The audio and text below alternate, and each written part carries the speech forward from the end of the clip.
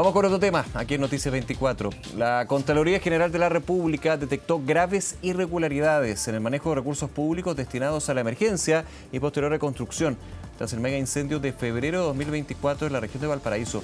Se identificaron, entre otros puntos, pagos sin respaldo, gastos improcedentes, sobreprecios y deficiencias en controles internos, además de una situación bien compleja en términos de los procesos de demolición y limpieza.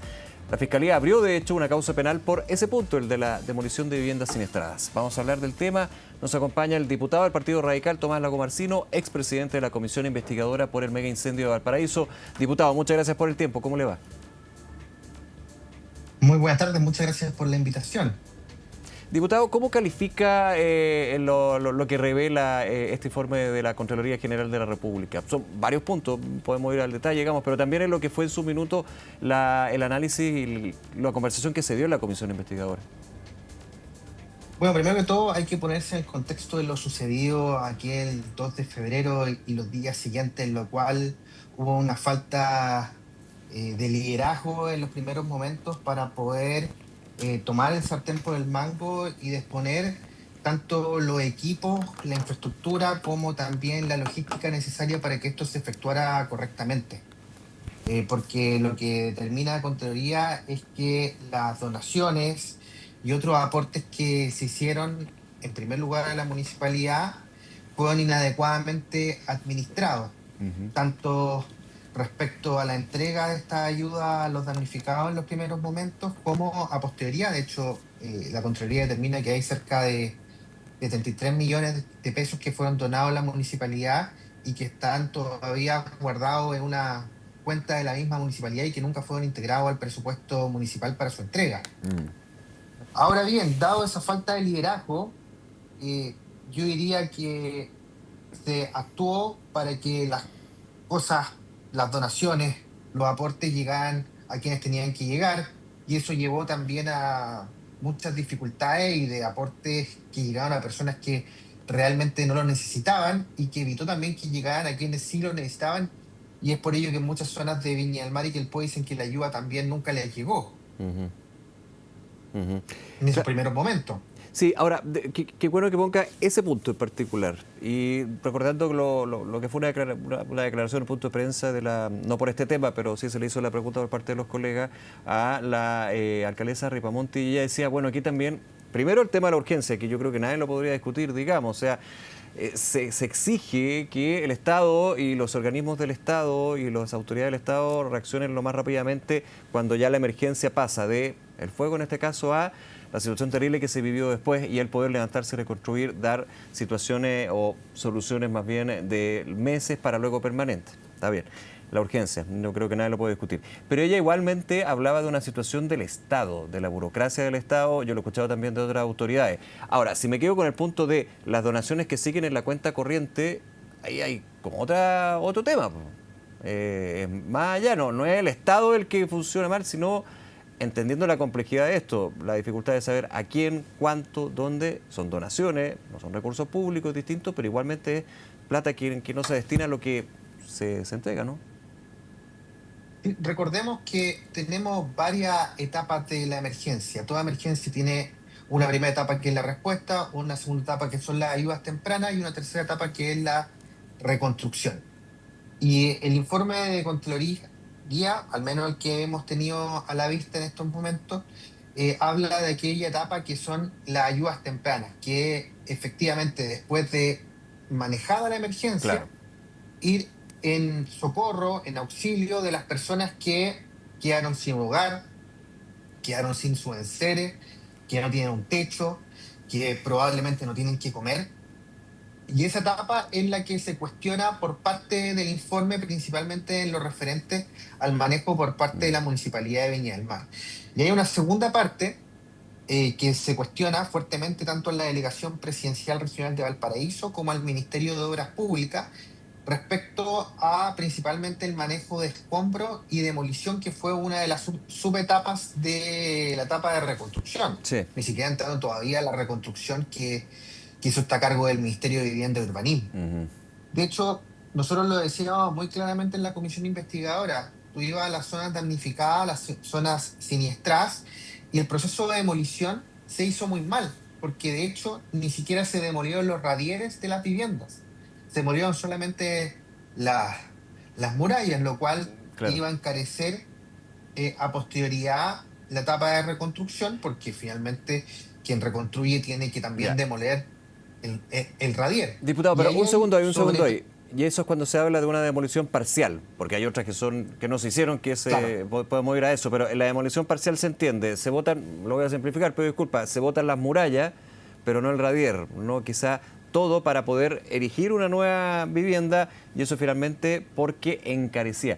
Ahora, ¿se toma una definición al respecto? Es que y de hecho ya hay una investigación por parte de la Fiscalía de estas demoliciones parciales y la no existente. La no existente está claro, eso cómo no se dio. Había que demoler en tal sector y no se demolió. O sea, con recursos públicos que se gastaron no se hizo la pega, punto uno. Pero en el parcial es porque hubo una definición de las autoridades en términos de, no, aquí esto, la muralla, porque tiene que haber un análisis técnico, lo revisamos muchísimo, semanas y meses después de ese terrible mega incendio, de que habían casas que había que botar lo que quedaba, lo poco que quedaba, y algunas que se podría de alguna manera elegir dentro de, pero por temas de seguridad no se podía. ¿Cuál es la definición que ustedes en la comisión también vieron ahí? oh, o sea, vayamos a lo que es más técnico. Vamos, Con las temperaturas que alcanzó un incendio forestal que pasó a ser urbano, es decir, que venía con una gran potencia desde lo forestal a lo urbano, todo concreto, ladrillo,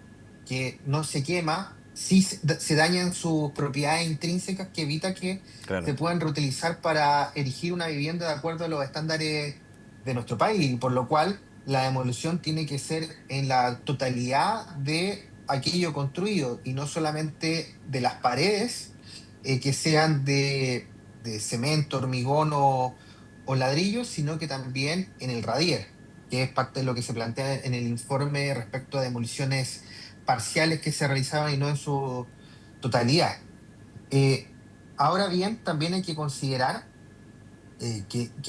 o sea, yendo directo a tu pregunta, eso no es una decisión política. Yo diría que es una negligencia por parte de las empresas que fueron contratadas para la demolición. ¿Ya? Y en segundo lugar, una falta de fiscalizaciones por las Claro. instituciones que tenían que supervisar la ejecución de dichos contratos, que ya en un momento mucho más lejano a la emergencia, donde había, entre comillas, o podía haber mucho más orden. Y por eso yo califico de un segundo tipo de gravedad aquello, porque estando el desorden que había en los primeros días, insisto, por una falta de liderazgo, era obvio que no iba a haber el manejo más adecuado de los recursos fuera por la vía que llegaran para llegar a los damnificados. De hecho, yo mismo en alguna oportunidad señalé que es mejor equivocarse de más que de menos. Es decir, Entiendo.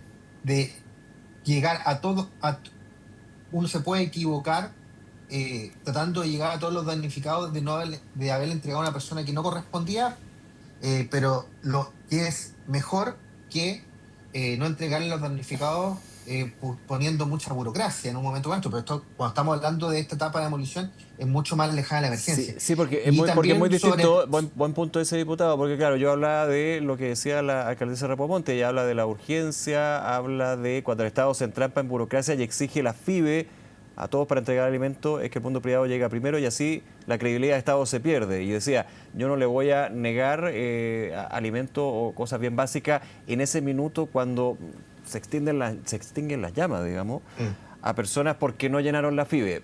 Y lógico, O no tienen lógico. carnet. O O no no tienen tienen carnet. carnet porque se le quemó el carnet, pues si se dieron muchas de esas situaciones y se salieron con lo puesto. El tema de Sí. las demoliciones es otra cosa, pues. O sea, Es otra cosa, ya justamente eso voy. yo estoy de acuerdo con usted, pues. Entonces, y por eso también, evidentemente, hay de hecho una investigación que va a llegar a cabo el Ministerio Público al respecto, que ya no sé. Y de hecho y que de hecho hay sobreprecios de hasta un 278% en la demolición, en Porque la ahí ya no cual la está, misma no está la Contraloría... urgencia, está la premura, digamos, de hacerlo lo más rápido posible, pero ya no está la urgencia de la emergencia cuando se está combatiendo, cuando se terminó de combatir, digamos. Efectivamente, y esos sobreprecios son los que también detectó Contraloría, tanto de contratos que manejó la dirección regional, Ujú. la delegación presidencial regional, como el Ministerio de Obras Públicas a través de la Dirección de Arquitectura, Claro. que fue la encargada del proceso de demolición en su mayor, Sí. en el mayor Diputado. porcentaje de esta. Sí, déjeme preguntarle, en la Ujú. comisión que usted lideró, la comisión investigadora en su minuto, se vio el tema. El punto de partida eran las denuncias con respecto a que la reconstrucción no iba a la velocidad que se esperaba, digamos, lo voy a poner en ese sentido. Pero se vieron estos elementos, obviamente la Contraloría tiene que hacer una fiscalización más al detalle mismo, digamos, pero ¿se vieron estos puntos? ¿Salieron algún minuto en las conversaciones dentro de la comisión con los invitados, con la invitada? Recordemos que hubo dos comisiones investigadoras. Tiene toda la razón, dos A mí me investigados. tocó presidir, a mí me tocó presidir la primera de ellas y al diputado Andrés Celis le tocó presidir la segunda. Sí, La primera de ellas se enfocó en el manejo de la emergencia claro. y en las ayudas tempranas. Y alcanzamos a ver algo de demolición que recién estaba partiendo. Y después hubo una segunda comisión investigadora, que fue la que presidió el diputado Celi, y que vio el proceso de reconstrucción principalmente. Perfecto, sí, sí. Buena la aclaración, hubo Ahora dos. yo, para, Y por ahora, los yo- tiempos, los procesos. ahora yo participé de ambos y presidí la primera. Sí, Nosotros en la comisión investigadora 1.0, que vio la emergencia, ayudas temprano y la demolición, nosotros detectamos muchos problemas.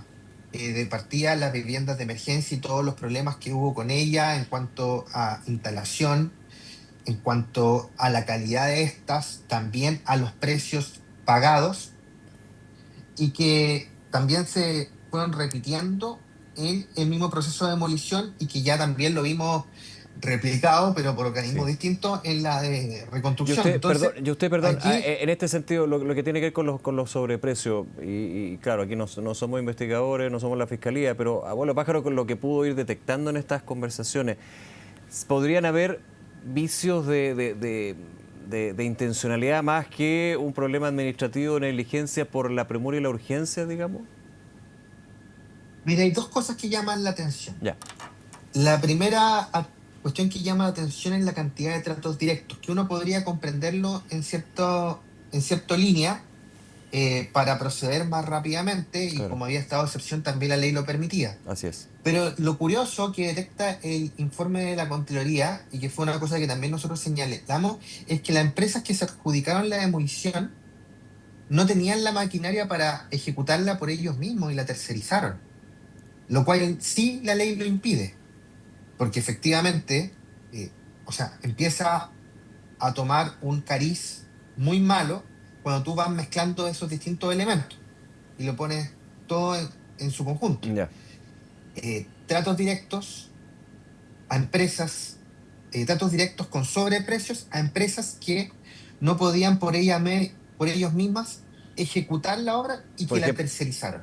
una empresa, no me estoy inventando, pero creo que puede haber pasado, una empresa que eventualmente fue creada para abordar la demolición y como fue creada ni siquiera tenía la herramienta y tenía que tercerizarla con otra, por ejemplo. Mire, no podría afirmarlo en esos Ya, sí, yo tiempos estoy porque haciendo no manejo la información. solamente un potencial, pero se podría eventualmente dar. No tengo tampoco No, no manejo la certeza. información de la Ok, antigüedad de las empresas que se lo adjudicaron, ya. pero sí es extraño que se mezclen esas distintas variables. Ujú, Tratos directos, sobreprecios, a empresas que no podían ejecutar por ellas mismas la obra y que las tercerizaron. ujú. Y con una falta de supervisión respecto a los mismos contratos, en los cuales incluso el informe de Contraloría señala que camiones de retiro de escombro en las actas, un mismo conductor estaba manejando más de un mismo camión a la vez. Ya, lo que obviamente es imposible.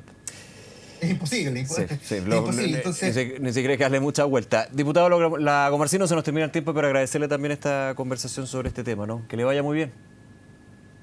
muchas gracias y ojalá que Fiscalía pueda investigar profundamente esto, al igual que avance la investigación respecto a la responsabilidad de la autoridad. Hay una querella que presenté yo mismo que Ujú. lamentablemente no ha tenido todo el avance en Fiscalía como debería ser. Bien, muchísimas gracias, que esté muy bien. Igualmente, Hasta adiós. luego.